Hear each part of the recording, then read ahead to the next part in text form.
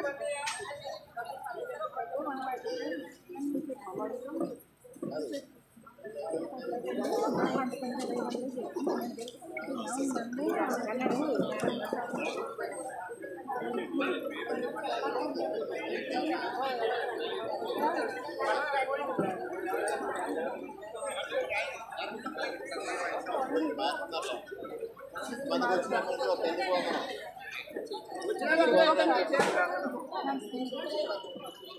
ప్రభుత్వంలో ఒకళ్ళకే వచ్చింది వాస్తవాన్ని అమ్మది.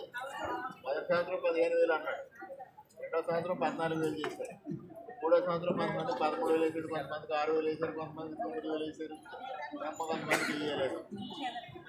ముందు ఎంతమంది పిల్లలు ఉంటే అంతమందికి అమ్మఒడి వేస్తాను కానీ ఎలక్షన్ అయిన తర్వాత ఒకరికి అన్నాడు మళ్ళీ. కానీ ఇప్పుడు చంద్రబాబు వెళ్ళం కాదు, ముందు ఎంతమంది పిల్లలు ఉంటే అంతమందికి వేస్తాం అన్నారు. ఆ ప్రకారంగా వాళ్ళు వేస్తారు. ఇంకా కొంతమంది ఏని మళ్ళీ 10వ తారీఖు పడతారు. అభ్యంతరాలను అన్నీ ఎంఈఓ గారికి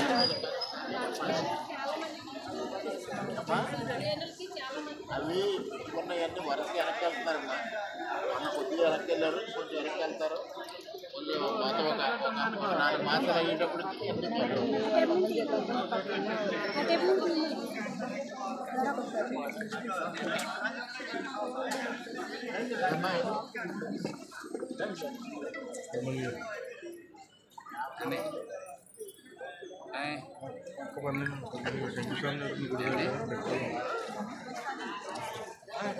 ఇంకోటి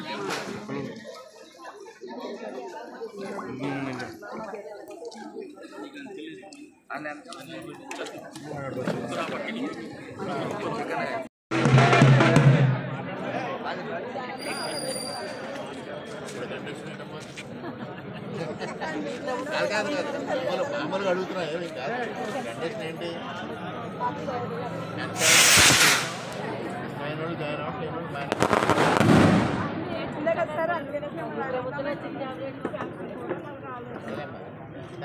ప్రభుత్వం పరిస్థితి ఆర్థిక ఈ సంవత్సరం ఎన్నిక చేయడమే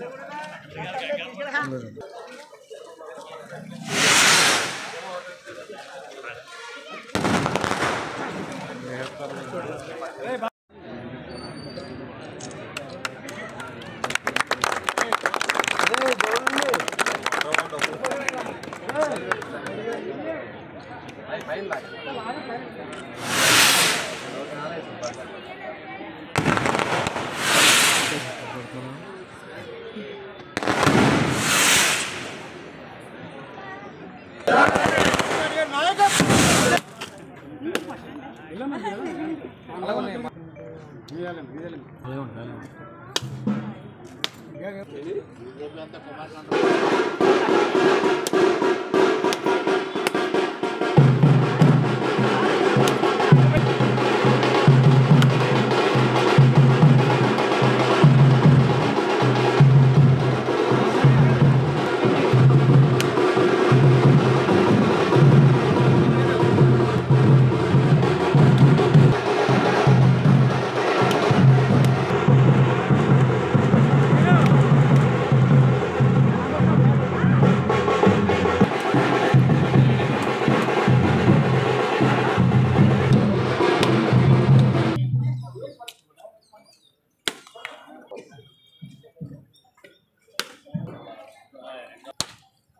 ఇంట్లో రామచూరం నీళ్ళు బాబా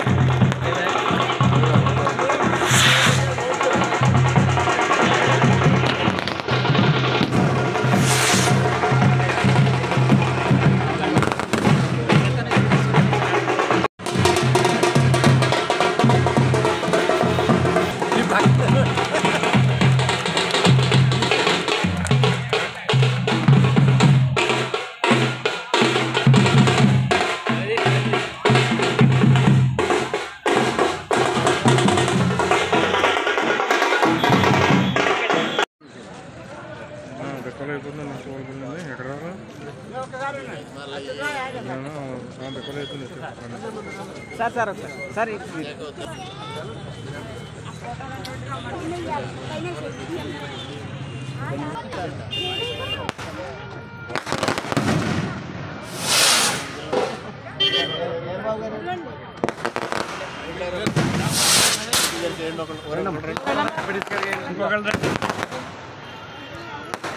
ఇంకా ఆవిడకి ఫ్లవర్స్ అమ్మా రోడ్లు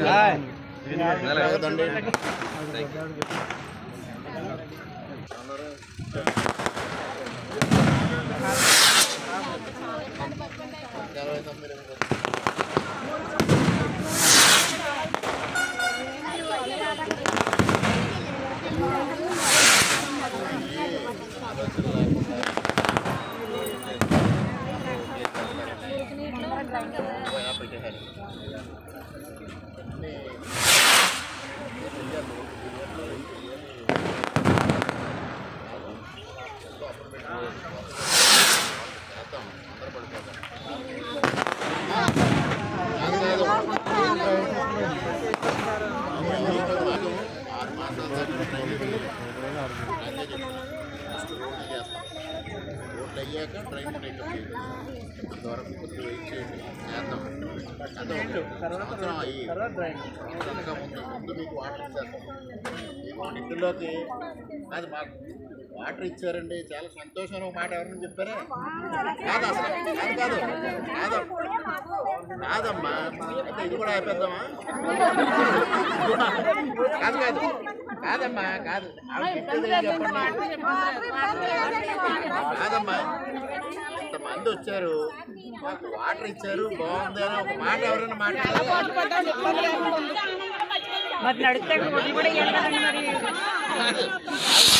మాట్లాడుతున్నారు. అవి పోయి మార్గం అంటే కాపీ ఆ పోయి మార్గం పెట్టి కాదమ్మా, పోయి మార్గం వచ్చి వాటర్ పెట్టాలి. కొద్దిగా చేస్తామని చెప్పి ఏం చెప్పాను, డ్రైన్లు కనీసం వింటావమ్మా.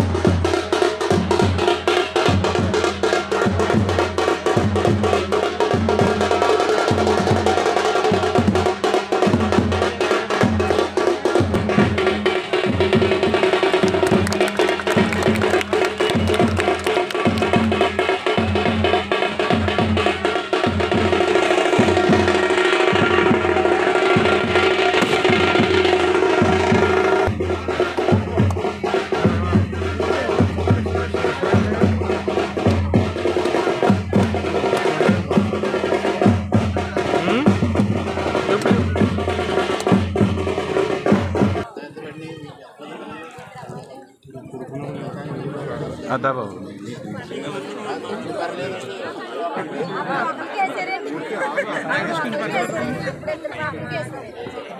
అమ్మ అందరూ అంతేనా? ఎందుకు పడలేదు ఇది?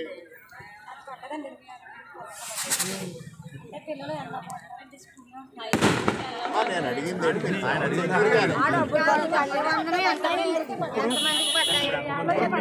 స్కూల్ గురించి ఆయన మాట్లాడతాడు. మీరు తల్లికి వందనం పడిందా లేదా చెప్పండి. ముగ్గురికి ముగ్గురికి పడ్డాయి. అమ్మఒడి ఎంతమంది పిల్లలు ఉంటే అంతమందికి ఇస్తానన్న. ఎలక్షన్ ఏం చెప్పాడు? ఒకరికి ఇస్తాను. అది మొదటి సంవత్సరం వేసాడు 15,000 వేసాడు. మొదటి సంవత్సరం వేసాడు. మూడో సంవత్సరం 14,000 వేసాడు. మూడో సంవత్సరం వచ్చాక 13,000 చేస్తున్నాం అన్నాడు. కానీ కొంతమందికి 6,000 పడి, కొంతమందికి 7,000 పడి, కొంతమంది 9,000 పడి, కొంతమందికి అసలే పడకుండా చేశారు. ఇవాళ తల్లికి వందలు ఎంతమంది పిల్లలు ఉంటే అంతమందికి ఇస్తాం. ఆ ప్రకారంగానే ఇచ్చారు. అంటే వాళ్ళు అక్కర్లేని మాటలు అన్నీ చెప్తున్నారు కాబట్టి ఒకసారి మీరు కూడా అది అవగాహన చేసుకోవాలి. చెప్పండి ఏంటి సమస్య?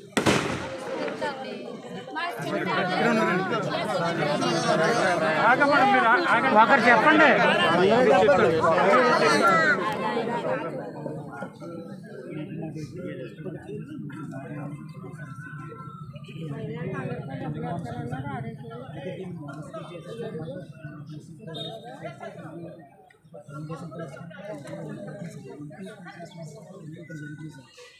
హై స్కూల్ పంపించేసాం. అయితే గతంలో 0 ప్రకారం జరగట్లేదు సార్.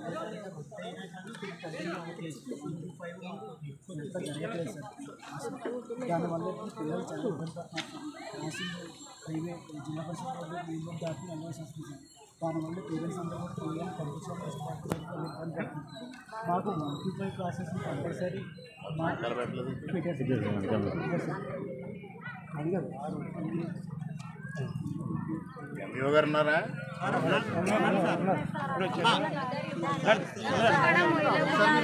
అడుగప్పండి. మీరు మాట్లాడుతున్నారు. రెడీ చేసి నాకు చెప్పండి.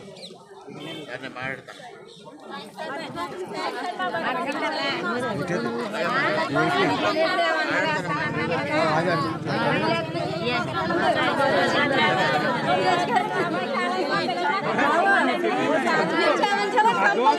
చెప్పింది అర్థం.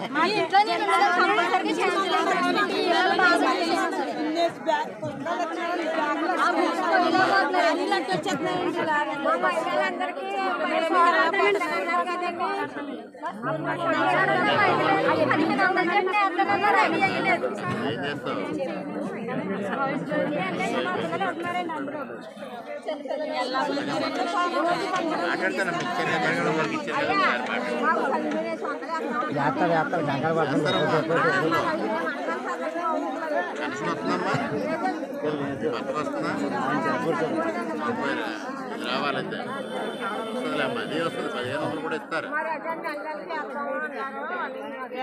అలాగే తప్పనిసరిగా వేస్తారు.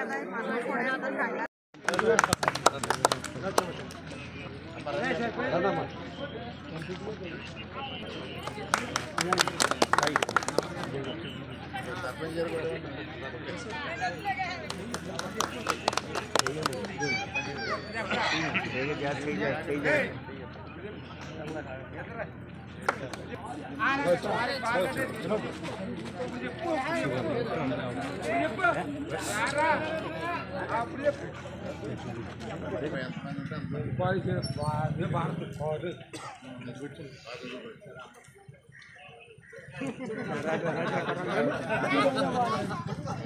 lagi bakaran.